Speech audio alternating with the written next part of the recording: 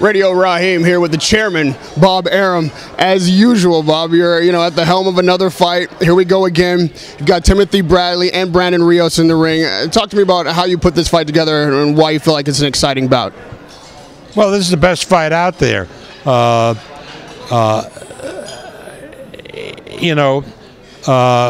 public will be offered. They were offered one pay-per-view fight last Saturday, and they have 2 more pay-per-view fights coming up. But this is the best fight on non-pay-per-view for this period of time, and it matches 2 guys who give their all in the ring, Timothy Bradley and Brandon Rios. And it's, I think, going to end up the fight of the year.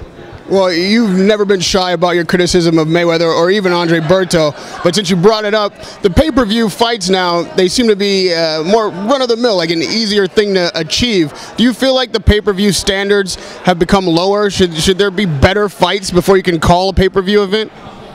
Well, no, I think, if somebody does a fight on pay-per-view, then what they're saying is let the public decide.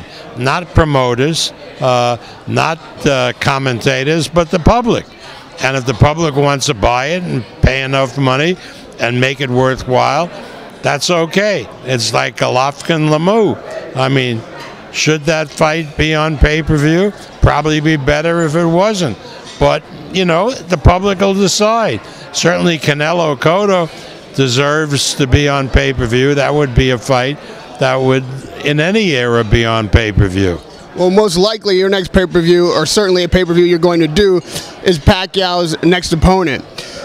Have you come to a decision about who that will be, or what is the narrowed field? Who are you looking at? Well, we were looking at 3 candidates. Khan, Brook, the 2 English guys, and Terence Crawford. And then we're now also considering Matisse, who has a fight on HBO with Postal in the beginning of October.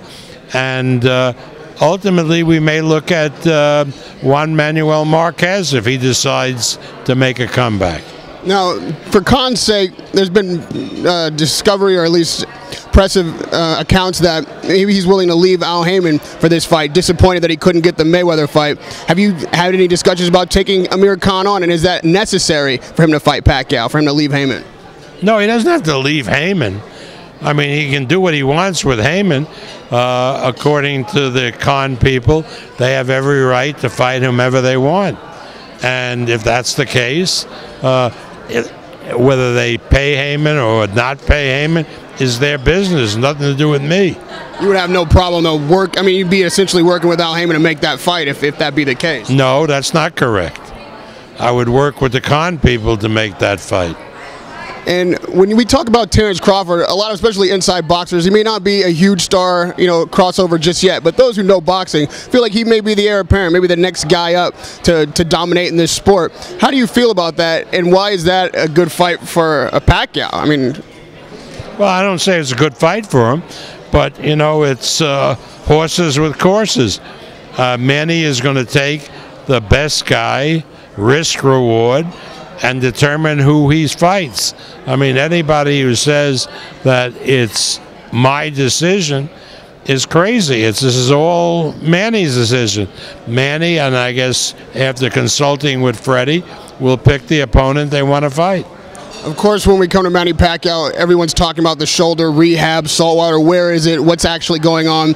What's the real story there? What is the progress of Manny Pacquiao's rehabilitation, and how has he done it? Has he actually followed the doctor's orders, or is this something he's doing on his own through faith? Well, I think it's probably the latter. Pacquiao apparently is getting an MRI in the Philippines this week. He'll send it to Neil Elatrosh for an evaluation. He claims that the shoulder is completely healed, and he has absolutely no pain or soreness or anything from the operation. So we'll have to see. But I'm not making a fight for Manny Pacquiao until he's 100% cleared by Dr. Elitrosh. And lastly, Bob, it's also been reported that 2016 is Pacquiao's last year in the ring. Is that true from your perspective? Is that a discussion that you've had? And if so, how do you think Manny Pacquiao is best fitted and suited to end that career in 2016? Well, I'm not sure 2016 is the last year. You know, fighters are fighters. Manny Pacquiao is a fighter. At one point, he tells me he has 3 more fights left. Another point, 1 fight, then 2 fights. He'll have to see, you know. It's tough for these guys to leave the spotlight, but there's plenty of spotlight on Manny Pacquiao because of his political career. He's going to run for Senate in the Philippines. That's a big job, being a Philippine senator, as it is here in this country. So we'll just have to see where life leads him. For me to make a prediction about what Pacquiao is going to do in the future is as bizarre for me to do as to predict what Floyd Mayweather is going to do. People ask me, do you think he's going to come back? I said, no, he probably doesn't know. If you asked him and put him under a lie detector test, he couldn't give you an answer whether he's going to stay retired or come back.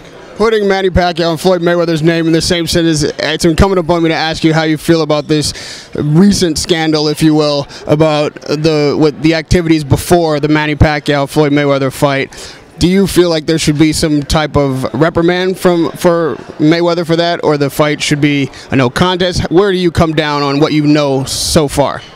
Well, you know, I don't think we're in grade school where reprimands mean anything. So, you know, the fight happened, the result was in.